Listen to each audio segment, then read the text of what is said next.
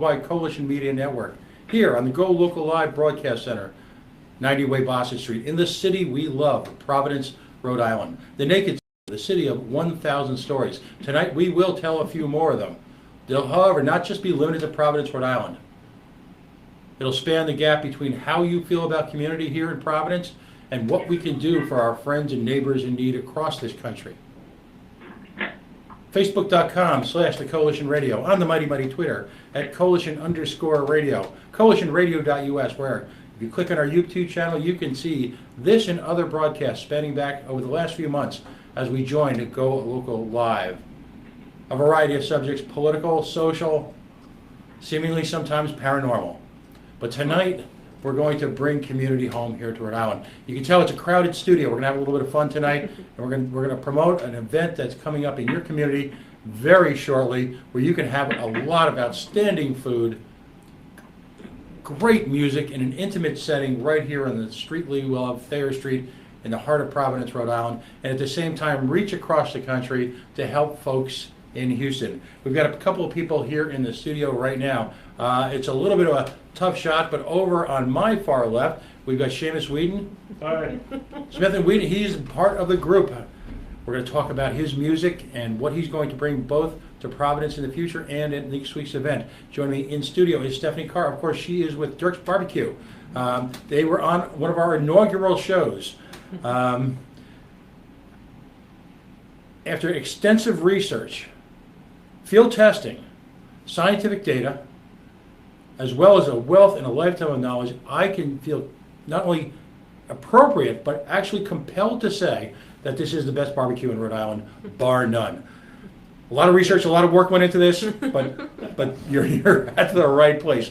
Just for the record, I spent my Father's Day there, the one day of the year that I get to pick the restaurant, I get to pick the menu, everything else be damned, that's where I spent. So that's, to me, the ultimate testimony. On the line, joining us from Houston, Texas, we've got a very, very special guest. As you can imagine, in the middle of a very, very hectic period where just a few weeks removed from arguably the or one of the two or three most challenging, difficult storms that hit America in American history, we've got Jennifer Touche. She is the Senior Director of Family Philanthropy from the Greater Houston Community Foundation. Jennifer, welcome to the Coalition. Thanks for joining us at what must be a very hectic time. Thank you for having me. It is a very hectic time, but we are on the road to recovery here. Right. Now, one of the challenges has got to be the news cycle. Now, seemingly just a few weeks ago, you were the epicenter of a terrible storm, but you also had the entire focus of a nation on what was going on in Houston. Americans, I believe, are some of the most generous people in the world. Americans, though, traditionally have what I suffer from what I call short attention span theater. Charities across the country are reaching out to provide support for Houston as they get back on its feet. But at the same token, other storms have come, other geopolitical events have transpired, and on a local basis across this country, for people who care a lot, events happen. Life in one sense moves on. That's why we wanted to take this opportunity to take time to recognize the ongoing challenges that are occurring in Houston, and also recognize local businesses that are stepping up and making it part of their business plan, if you will, their mission, to provide community support for not only just local community efforts, but also national ones. And of course, we're talking about Dirk's Barbecue. Now, if you haven't seen it on social media, on Monday, September 25th, from 6 to 11 p.m., there's going to be a Hoedown for Houston at Dirk's Barbecue on Thayer Street in Providence. We'll get into the details a little bit, but Stephanie, just kind of give us a sense, if you will. Remind people of the terrible nature of the storm, the physical impact on the community, and where the community stands right now, I'll just say spiritually. So I'm assuming you want me to answer. This is Jennifer. Oh, sorry. Here in Houston. Sorry. Professional media. Stephanie, you want to. No. I would if I lived you're there. safe and dry there in Rhode Island. Yeah. We are. We are, uniquely. So we are definitely out of the rescue mode, it seems, although there are still people in shelters. But for many days, it seemed like people were, and they weren't, and just seemed like we're still being rescued on boats out of their homes. We had water for many days standing because of bayous that crested, reservoirs that we had to release water from, streets. There are still streets that are blocked in all over the county and all over the community from water that's still there.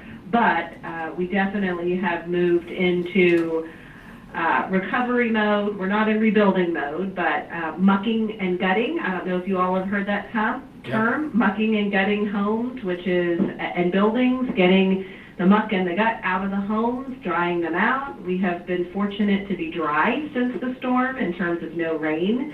So we do still have people in shelters. We still have people looking for shelter, and a lot of effort being put toward mucking and gutting the buildings and getting the community emergency aid and trying to stabilize at this point. Has there any been comprehensive vetted estimate yet of just how many thousands upon thousands of people have been displaced? We don't have that community data yet that's finalized. There's still community assessments happening. The last I heard, over 500,000 people had applied for FEMA aid, and that's one measure, but it's going to be higher than that. Now, let's step back for a second and let's assess that number. We live in Rhode Island in a state of just slightly over 1 million people. So from a personal perspective, for people listening to the show locally, imagine that literally half of the state, and by the way, that's 500,000 households. So in reality, that is actually many more people. Imagine. Yes, and I do want to clarify, though, that they haven't all necessarily been displaced, but their homes have been impacted. Right. So you would imagine on a local level in a tiny state like Rhode Island, which is probably roughly the size of Greater Houston, most of this state being impacted, if not severely devastated. It just in the matter of what the storm was, in a matter of about 48 hours or so, this whirlwind descended upon you folks. The rainfall, and just to put it in perspective, I mean, they were talking about at one point something in the neighborhood of 40 to 50 inches of rain that occurred within about a day or so. Yes. Which is astonishing when you look locally in cities like Cranston or Providence here locally on the impact of 2 or 3 inches of rain. Never mind the flash flooding and the unique geography that Houston has in terms of how it reacts on a geographical level to storms. I imagine you had a wide range of support from international, if you will, agency. I'm sure the Red Cross has been there, organizations like the Salvation Army. Tell us a little bit about your organization, though, what your original mission is, and then where you find yourself now relative to post-storm support.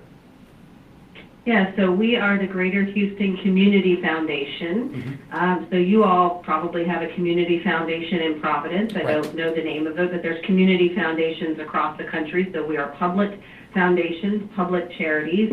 Our community foundation here in Houston, for the most part, in regards to Harvey relief, is we are housing one of the major relief funds and administering that for our mayor and our county judge for the community. And that's the fund that Stephanie's group is raising money for. And, there were parts outside of Houston and Harris County where we live that were impacted as well. And there are other funds that have been set up by other entities, including the 5 living past presidents that will go for areas outside of Texas. So you all saw the news that even outside of Houston and Harris County, communities were impacted. So we are housing that fund, we'll be administering that fund, and we're really connected to the local nonprofit community. Most of the relief dollars come from FEMA and insurance companies and that kind of thing, but the nonprofit sector plays a vital role Right. in that recovery, relief, emergency aid as well. And that's really kind of where we sit. We're helping to connect those dollars and donors to that whole ecosystem of nonprofits that are on the ground doing the work in communities. Right, and that's the important part, because essentially you're part of the community framework already. You've been there Yes. for quite a while. You understand the players, you understand the people, the needs. You understand intimately how to get things actually done on a micro level. The money that goes to this will immediately impact people's lives positively. You will funnel it to appropriate places because you've got the standing in the community and the connections to do so. With none of the overhead, if you will, none of the issues that so often plague other charities. We'll just leave it that way. What are some of the charitable organizations that you're tied to? I mean, just if you can give people sort of a flavor for some of the community organizations that you support. Well, I'll tell you that the money has not started, we have not granted any of the money out yet. There's actually the mayor and the county judge have appointed a committee, and there will be a grants review process. Right. So we have not started making grants to charities yet, but there will be really a wide range of organizations that will benefit. It's not going to all go to the big ones that are here in town. It'll go to a mixture of small community-based organizations, medium-sized, large organizations, and will also touch all parts. Houston is I think it's over 600,000 acres. I'm not sure. It's a huge area. So there's a lot of communities that were impacted, some that are kind of under the radar screen, basically if they're low income or have a lot of undocumented people living there that may not be reporting their losses. So the goal with the fund is really to have it reach unmet needs, things that the government isn't going to be able to cover, or insurance isn't going to cover, or that isn't going to be covered in other ways. So that's really the purpose of this fund once the grants start getting placed out into the community, which will be happening soon. Right. So you're going to vet and continue to vet not only the organizations involved, but where that money is going to actually be spent. There's going to be a structured process in place. We're really happy that we are going to actually be able to release publicly. We'll be posting it on social media and our website, all of the grants that are made. So we really push for best practices in philanthropy and giving, and transparency is a big part of that. So in an effort to do that, we encourage the mayor and the county judge and the committee to agree to allow the grants to be public. So as soon as the money starts flowing, we'll be posting those, so anyone who's donated will be able to see where the money is going. They can go check out those organizations online and see where it's all going. So we're really excited about being able to do that. Right. And what's outstanding about an effort like this, Jennifer, clearly you've never listened to the show. A significant part of this base, of the folks who listen to this show, are progressive, but also a significant part of the base are what I would call right of center. It's a very strong libertarian base here. We constantly, and this is the opportunity, folks, we constantly preach about private charity. Folks who listen to this show and are involved with other groups that I'm involved with constantly talk about, the necessity for private charity to replace government. Well, here's your opportunity. If you believe that, in fact, communities across this country need to reach out to support each other in times of need, well, this is where we all get to do a little bit of putting our money where our mouth is. You have an opportunity here to change people's lives, literally. Because of the local focus of this charitable organization, you'll see none of this money will end up in far-flung cities across the globe, highly compensated executive salaries, any of that. This is going to go to community organizations directly impacted by one of the worst storms in American history.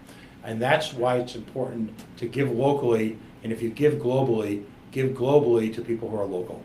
Well, one thing I want to add to that is that we have actually 100% of the dollars that have come into this relief fund are going to be granted out.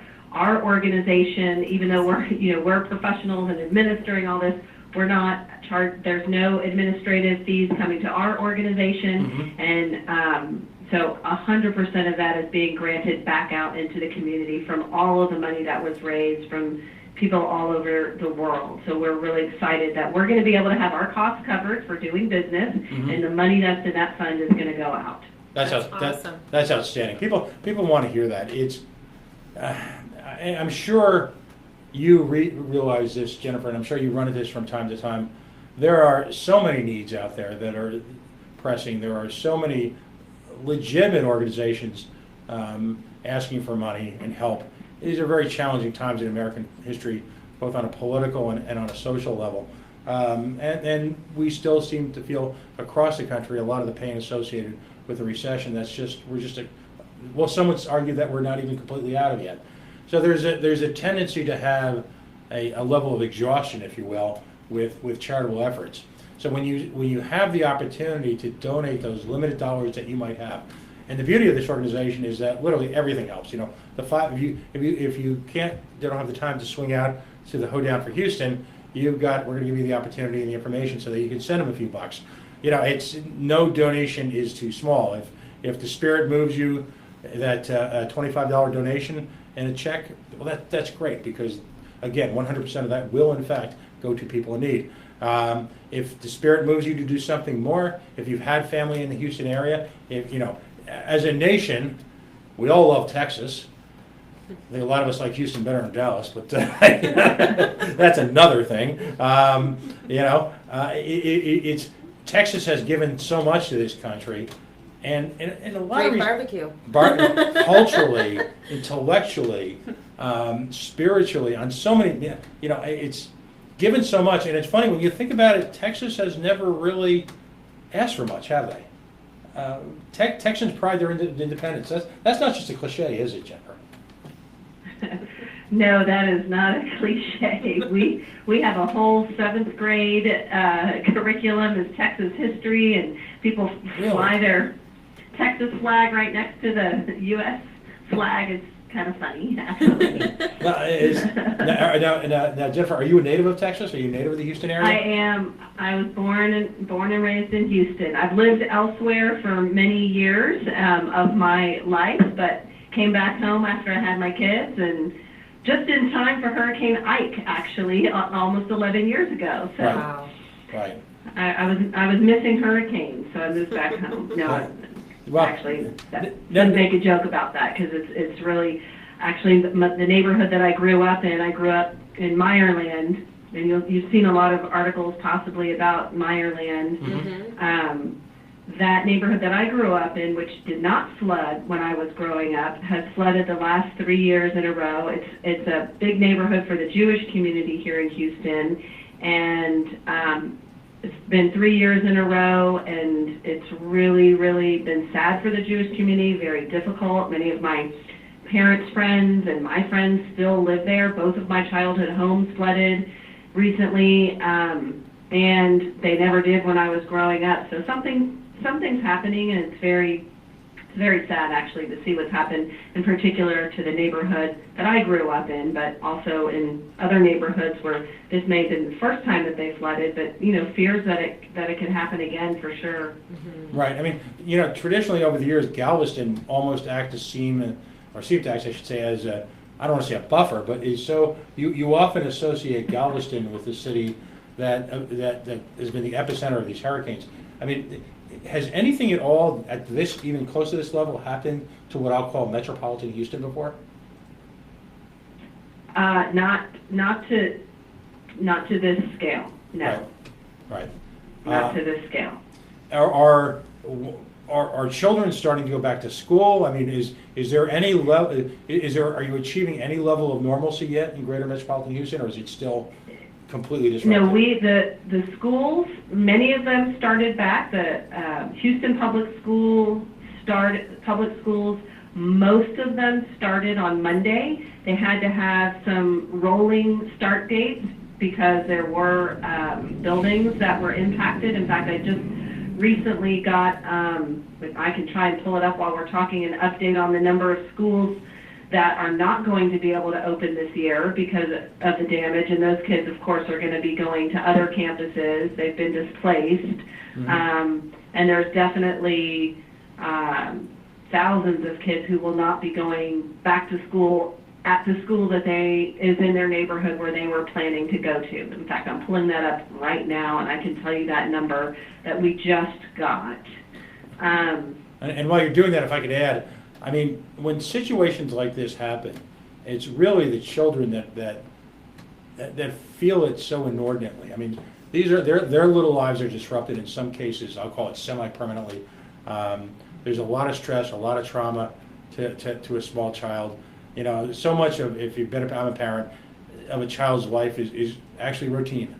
It's the ability to keep them in a happy routine where they're in a safe space. You know, this is, you know, the long-term consequences of this are yet to be felt, and so many of these children now are living in shelters, and it's just really just it's changed their lives in some cases. I wouldn't say permanently, but the long-term ramifications will be with them for quite a while. Yeah, we're one of the areas that we're definitely looking at, sort of in terms of long-term recovery, is mental health services, and you know, some kids especially. I mean, you know, who had to evacuate off of their roofs, who had to float in an inner tube to get to safety. This happened very fast in a lot of neighborhoods that had never flooded before. Well, those kids are experiencing some level of PTSD. We're really going to need a lot of mental health services and a lot of coordinated effort in that regard to recover from this for so many kids. So I do have that number. 9 of the Houston Independent School District schools. Now, I don't want to forget about the other areas, but I just have the HISD numbers. 9 of those schools were so severely impacted that their doors will not be able to open this year. And as a result, there are several hundred teachers and approximately 7,000 students that have to be relocated to other facilities for the entire school year. Right. Crazy. And that doesn't count all of the other kids who are doubled up in an apartment, or not, you know, having to commute longer now, or living in poor conditions, or they have not been able to muck out their houses and they're still living in their homes that are growing mold and all of those kinds of things. So those are just the kids who are not going to be able to go back to their same school. So very big impact in our region. Right, and this is a community that, you know, and I'm speaking on a macro level here, that is not known for, I'll call it, an extensive mass transportation. I mean, you know, folks have, you know, in the automobile industry, you're talking about hundreds of thousands of vehicles have literally been wiped out in the space of 48 hours. Yes, that's been a big impact.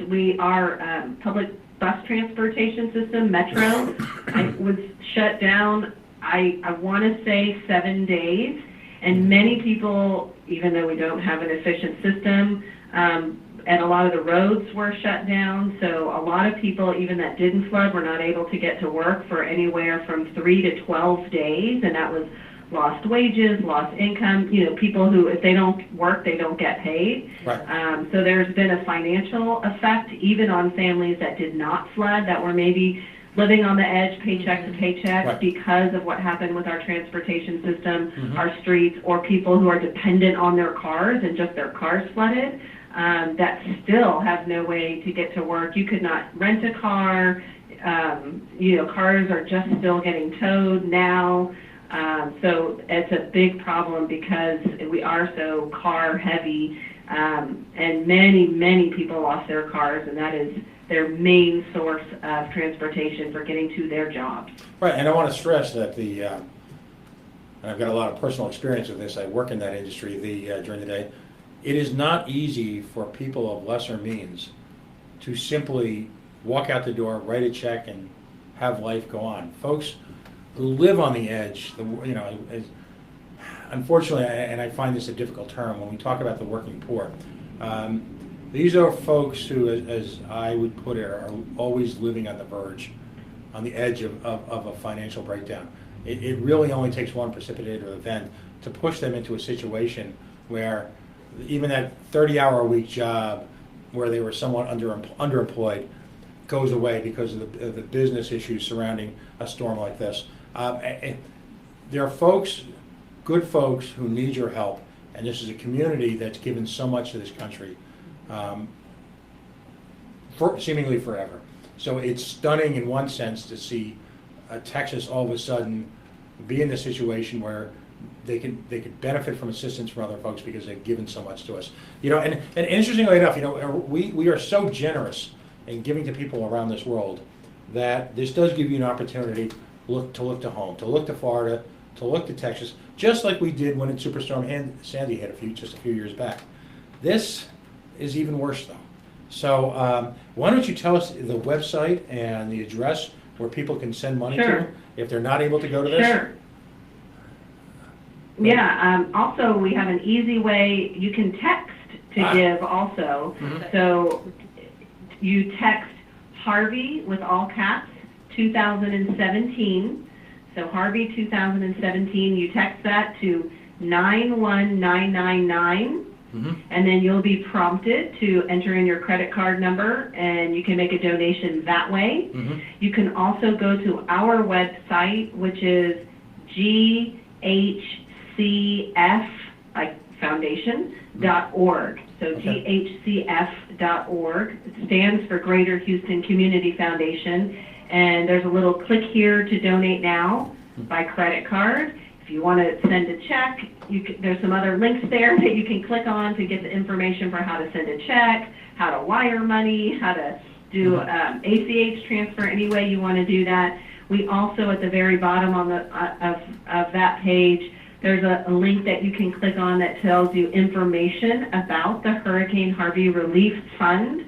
I know I talked a little bit about it here, but you'll get updates there about what the purpose of the fund is for, and follow us on social media, which is at Greater Hugh, HOUCF, which stands for Community Foundation. So at Greater Hugh CF. We're on Facebook and Twitter. I think we're on Instagram too, or will be soon. And that's where we will be posting updates and that kind of thing as well.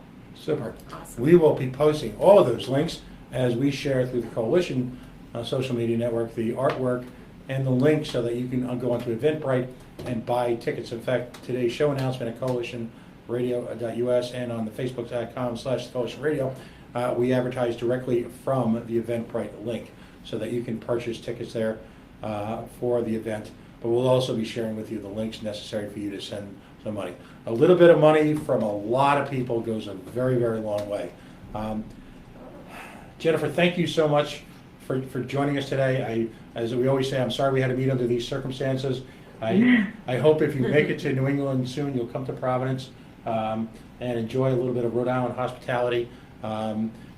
Houston is very, very different from Rhode Island in a lot of different ways, but we love good food, we love great music, we love beer, and we love baseball. I'm on my way. Great. Come on over, I will Jen. definitely.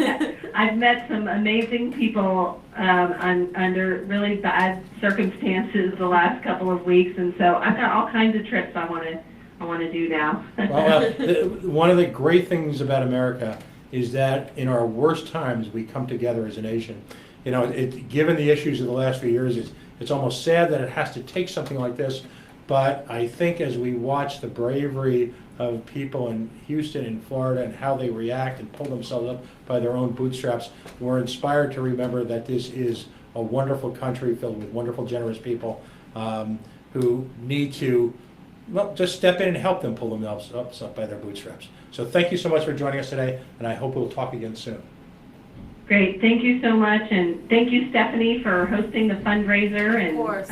Hope y'all have a good time too. Thank you. We'll be sure to send pictures. Oh, great, thank you so much. Folks, that You're was welcome, Jen. Jennifer Touche. She's the Senior Director of Family Philanthropy. Folks, I was up testifying at the State House until 1 o'clock this morning. So today, just bear with me. One of these beers is going away very quickly. She is, of course, with the Greater Houston Community Foundation. Their organization, in conjunction with Dirk's Barbecue, is hosting a Hoedown for Houston on Monday, September 25th at their restaurant on Thayer Street from 6 to 11 p.m. Of course, we've got in studio a few folks that are going to spend some more time with us in this hour or so to talk about it. But again, we'll post the links. Our mantra Thanks here. so much. Thank you so much. Our mantra here is, if you truly believe in private charity, we are going to give you ample opportunity on the coalition to support worthy organizations that have been vetted, much like this philanthropy, where 100% of the money you give will go directly to people in need, people who are not looking for charity in the purest sense, but a help in, again, pulling themselves up by their bootstraps. A term that's almost become cliched, but again, I think it speaks to the best of the American spirit, and I think it uniquely speaks of Texas. So we will post those links again, but let's take a few minutes. Folks, if you're just joining us, you're listening to the Coalition on the Worldwide Coalition Media Network, broadcasting live here on the Go Local Live Broadcasting Center, 90 Way Boston Street, in the city we love, Providence, Rhode Island. Facebook.com/Coalition Radio, on the mighty Twitter at Coalition_radio. Our apolitical, all paw socks, all the time feed at Pawtucket is Home, where we talk about the Billionaire Baseball Boys Club and their dedicated efforts.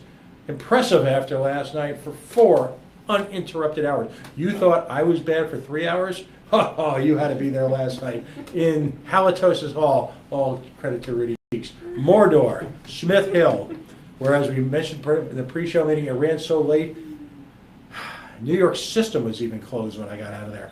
90+ degree heat. While they had the little buffet going on in the Senate President's Room, the rest of us were relegated to the bubblers in the chambers. Yeah. So you'll bear with me as the voice is a little bit rough, but we've got some special guests in studio right now. First of all, you've met Stephanie Carr before. She was here in one, I believe it might have been our inaugural show. Our production values are up a little bit. We've got better lighting this time. We are going to engage tonight in what I lovingly refer to as #food porn, where the camera will look lovingly over the ribs. God's true gift to mankind. All right? We're going to talk about the restaurant. Also, a unique pleasure, for the first time in the Coalition, we've got Seamus Whedon. He, of course, of the group Smith & Whedon. They are one of the headliners for the Hoedown for Houston. So here's the beauty. This is what you guys have managed to pull together. And I don't remember seeing anything like this on Thayer Street, really, in the years that I've been hanging out there. In a restaurant, you are going to, it's sort of like the Holy Trinity: barbecue, beer, and rock and roll. Yeah. All right, we'll go home now. You can't go wrong. Yeah, that's all we had to say, really. Wow. Talk about, first of all, the genesis of it. Do you have family connections out there? What brought this to the fore? Okay, so By the way, if you don't mind. yeah, crack it open. God, I didn't. Do you want? You need it. You ready? Cheers. Cheers. In a moment. Yes. That tells you we really aren't on the FCC anymore. We're not. Yes. Cheers. God bless you. So, how did this all happen? So, one of our chefs is originally from El Paso, and one of our bartenders has family down in Houston, so it kind of hit close to home. And we just kept seeing and hearing about, all the devastation happening down there, and we knew it was one of the worst ever. And, one of our mission and our goal at Dirk's Barbecue is to give back to the community whatever we can, like you said before, whether it be locally or, afar for our fellow Americans. So I love events, and I thought, if we're going to do an event, we're going to have a charity tie-in. We're going to raise a ton of money for folks that are in trouble down there. So, just all kind of fell together too. We, our friends from China are contributing. Our friends from Deep Eddy, they're both from Texas. They're contributing to the event. Smith & Whedon, we asked them if they'd love to play, and they said, of course. We ended up getting Ian O'Neill from Deer Tick. He'll be coming in from Florida. They're actually on tour right now. Right. Coming in just for that night to perform. Seamus is going to talk more about the bands, but we also have a bunch of raffle prizes that people have donated. Mhm. We have Bruins tickets, a guitar from Shiner, all sorts of silent auction items that we're going to be on display for people to bid on that evening. So, and a special cocktail list, a special food menu. Mhm. So, One of my favorite movies of all time is a movie called The Last Waltz. All right, and if you haven't seen the movie, it is the final concert of the band. If you're of a certain age, you yearn for that event where you've got that perfect combination of community feeling. It's sentimental. You've got great music, great food. I get the sense that that night's got to be the potential to be one of those great nights in Providence where if you miss it, you're going to regret it. right. You really will. You know, there's earlier this year, Tony and I were peripherally involved, and I went that night to a gala that was held in benefit for Rudy Cheeks over at the Vet Cafe, and Rudy is really one of the seminal figures in Providence music, in Providence art, in Providence everything, comedy, culture. If there is a ethos in Rhode Island, in Providence, he helped create it. He really did.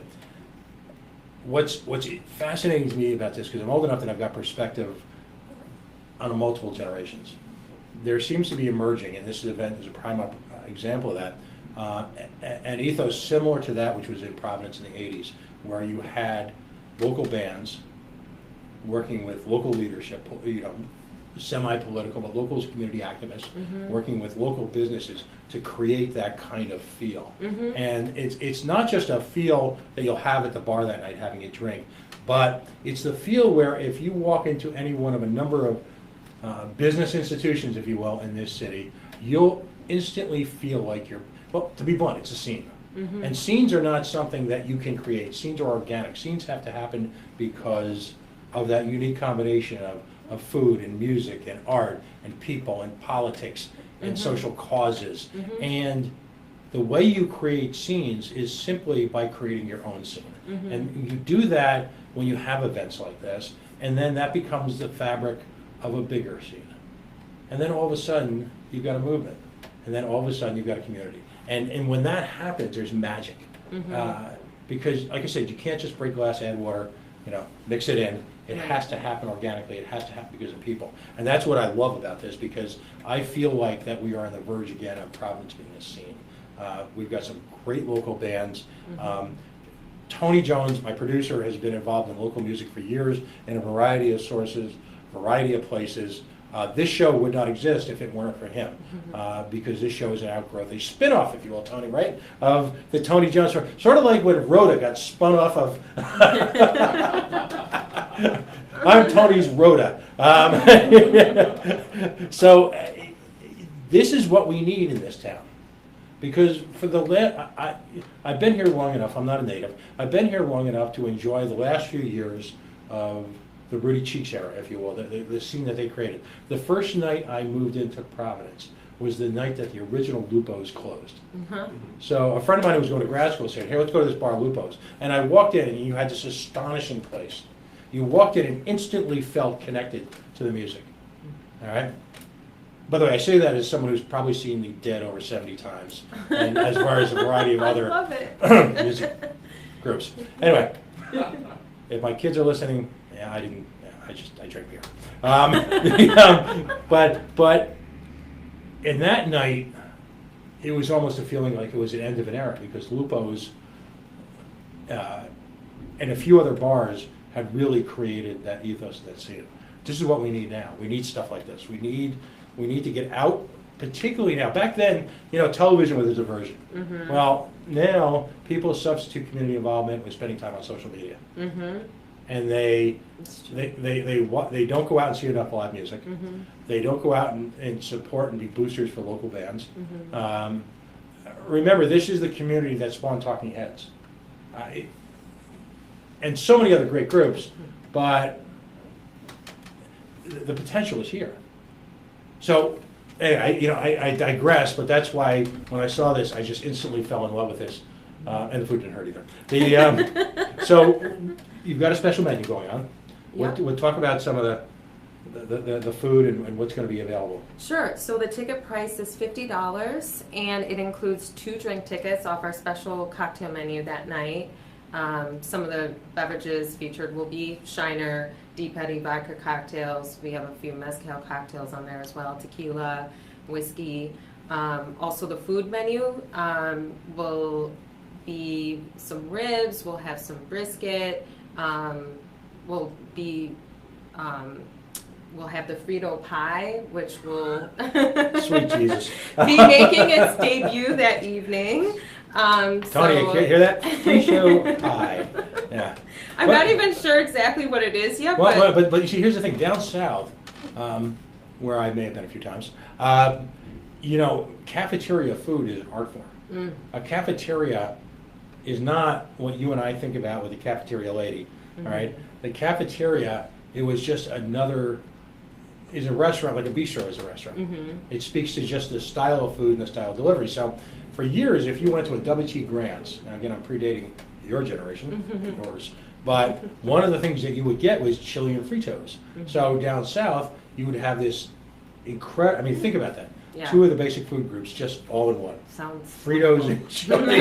So if it is what I think it is, you just have this incredible mix of all that is good in this world. Oh yes. All right. Yeah. And so that's why when you say that, the alarms go off because it just sounds fabulous. Yeah. I can't wait to try it. Yeah. and of course, it wouldn't be complete because the folks who haven't seen the coalition before, if you didn't talk about the style of food. Well, the first time you brought food here, what I was impressed with so much was the quality of the meat. If you're a fan of barbecue, what you understand, it's not the sauce. The sauce is important. The rub is important. Right. But so many alleged barbecue restaurants, particularly in New England, where you're 1 or 2 steps removed from the real deal. This ain't Missouri. This isn't Mississippi. This isn't Texas. This isn't Colorado.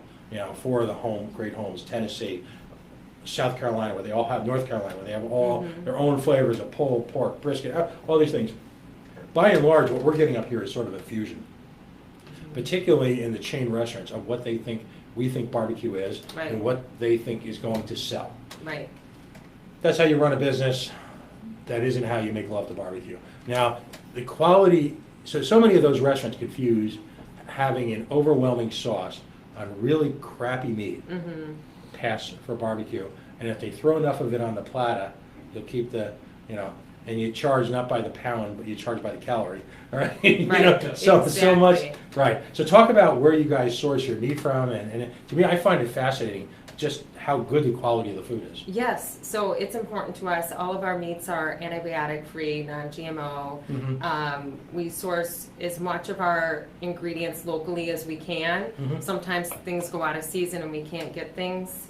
So we try to support as many small farms throughout the U.S. as possible. All of our meats are from family farms, throughout the U.S. So, it varies depending on, where we can get things and when we can get things. So sometimes, but I know the chefs, they spend a lot of time finding meats that are good quality. Sometimes they'll switch it if it's bad quality. If they're not, they'll taste it first before they give it, to the guests, Right. and make sure it's up to our standards before we serve it. So it's just, very important to us to.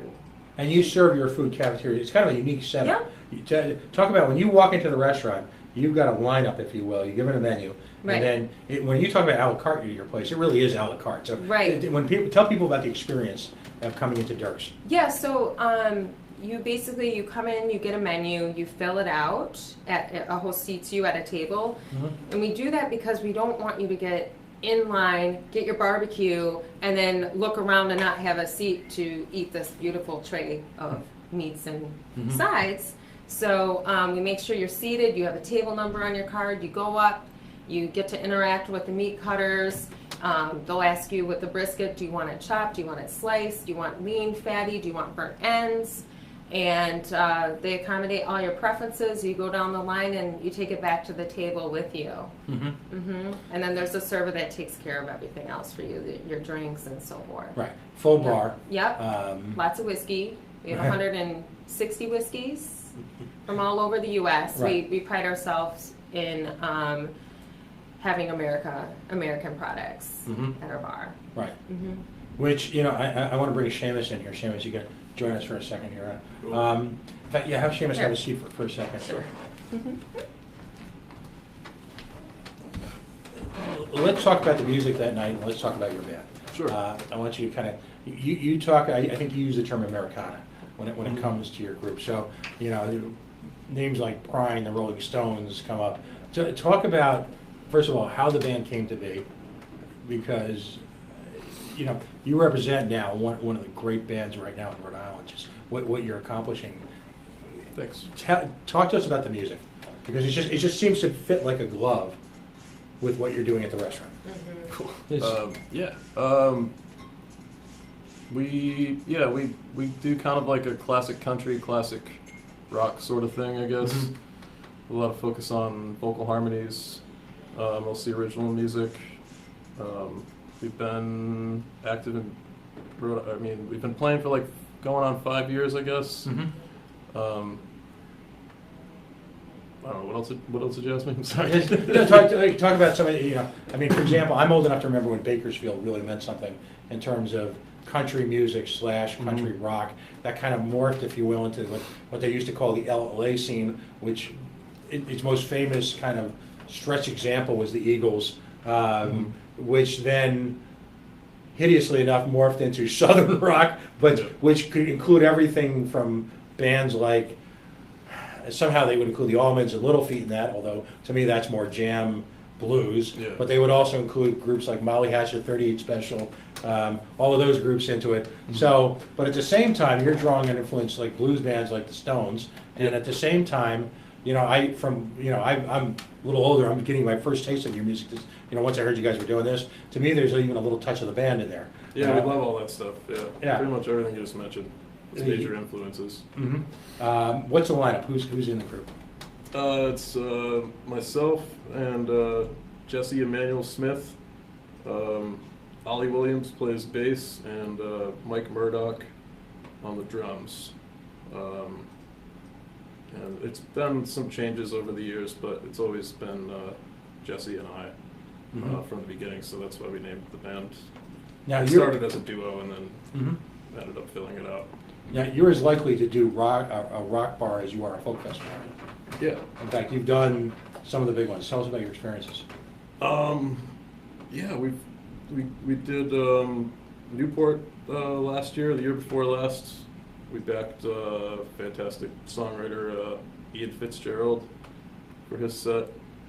And we've been we bounced around that scene a little bit, which has been a really awesome experience. I don't know, we like you said, we do a lot of, we kind of go all over the place, ranging from more hard rock, heavier stuff to, classic country. Who splits up the songwriting? Is it a collaborative effort? Or? It's mostly Jesse. Yeah, everybody's got songs, but he leads the charge on that for the most part. Yeah. Where can folks, now we're going to be able to see you Monday, September 25th, Hoedown for Houston at Dirk's Barbecue on Thayer Street, but where else can folks see you in the coming weeks? And just as importantly, where can people buy your music?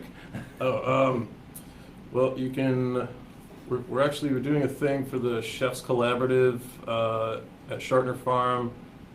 I believe it's first, Sunday, October 1st, which is always a really great event. I think, I'm not sure if there's tickets still available for it because it sells out every year, but that's like the third or fourth year we've done that. It's always a blast. Other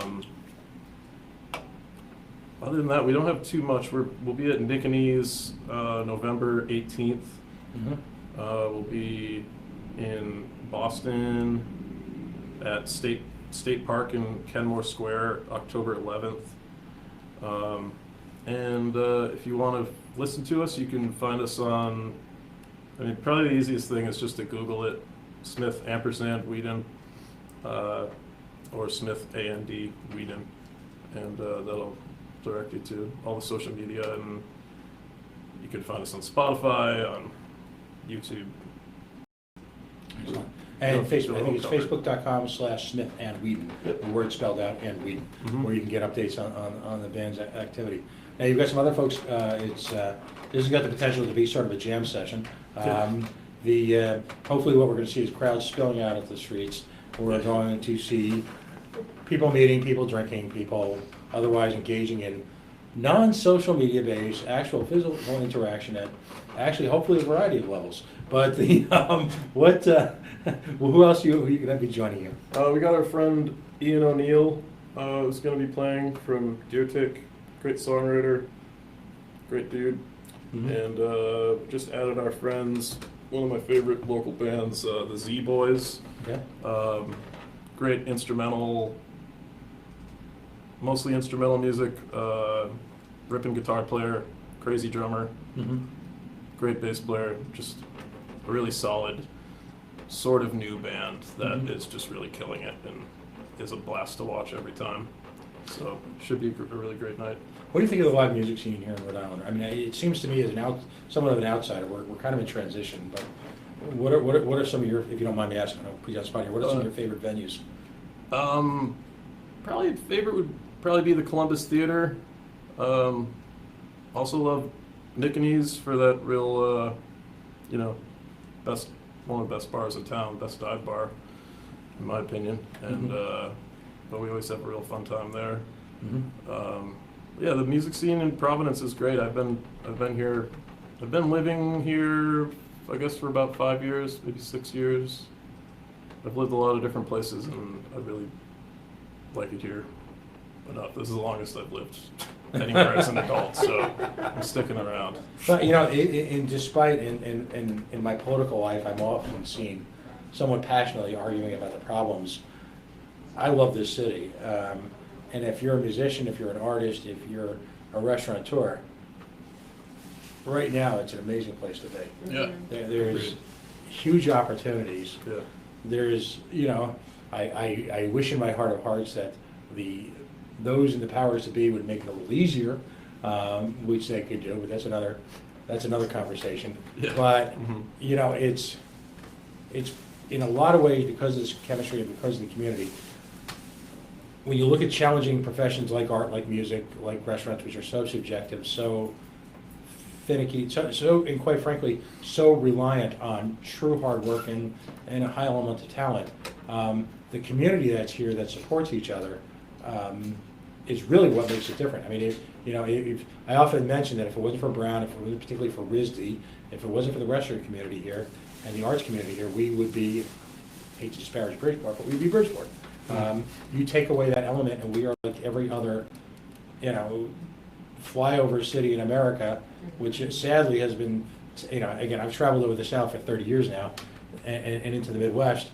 Once great little small towns have been replaced by intersections with chain restaurant here, Walmart here, this here. Providence has largely withstood that. Yeah. But this is the equivalent of a musical T-ball. For you as a musician, particularly someone doing original music, how important and what does it mean to you when you go into a Nick and E's or you go into a local joint and you see a full crowd of people in person looking and really looking to you for your music? It really makes it, really makes it feel like it's worth it, Yeah, it's great. I don't know. I've lived in other places and that didn't have the support or the scene like we have here, and it can be a pretty major bummer. But yeah, Providence has treated us real well right from the start. So I love it here. We'd love to have you guys come on. We're going to be experimenting with a couple groups. We'd love to have you on. We'd be honored actually. You're here. This is kind of interesting because again, I'm going to put you on the spot a little bit. Here you have this somewhat small but focused studio right on the street. Yeah. All right. Imagine just hanging out here one night playing some music, maybe getting an outdoor crowd ahead of time. I'm determined to turn this into the Kathy Lee equivalent on a Friday night of the Today Show. Yeah. Maybe you can play a little bit. You and I in the band, we can cook together. Do a little salad, a little healthy cardio. We can engage in a little, perhaps, a little yoga or something else like that. We could do the whole Hoedown. What's her name? Hoda, and Kathy Lee thing right here in downtown Providence. I think, great ideas come when there's barbecue and beer. Come on back. Let's all three of us kind of crowd in here. It's not the greatest optics, but it drives home the point. You stay right here. So again, it's the Hoedown for Houston. Yep. It's September 25th. You're going to be raising money for the Greater Houston Community Foundation Hurricane Harvey Relief Fund. The proceeds from this will go to them. Folks were just were fortunate enough to join us earlier in the show. Every dollar that we send them, every single dollar, will actually go towards community organizations that have been vetted with actual plans to engage in community relief, community rebuilding for a group of people that have been, and I didn't want to use this term because I believe Americans are warriors when it comes to rebounding from situations like this, but the devastation word is not strong enough to really signify what's happened to that community down there. And you've heard me stress a couple times tonight, Texas has given so much to this country. George W. Bush, one of them, but we'll work past that. But they've given us so much in this country in food and culture, seminal music events, seminal musical TV shows. I mean, again, we would be a far lesser place without them, so it's time for us to get back to them. Fair enough? Yep. Super. So, Seamus, Stephanie, thank you so much for joining us tonight. Of course, Now, thank you for having us. I have to. Tony, it's going to be a stretch. You ready? Yeah. Are you going into the food porn moment? Are you caving in to the food? Because in 30 seconds, it won't even look remotely this nice. Did we get our gratuitous food porn shot yet? All right. You're going to see this listed. It's all over social media. We provided a direct link for Eventbrite. Yes, and if you need to, you can go to our Facebook site and go to our Facebook event, and the Eventbrite link is right there for you. Right. All right. I have to take one bite on camera. Folks, these are the sacrifices I make for you. Damn, that is amazing. My God. There's 2 or 3 folks that have started to come on the show. This is your second appearance. I've had the Be Good people on. I've had my friend John from Yacht Club Soda on.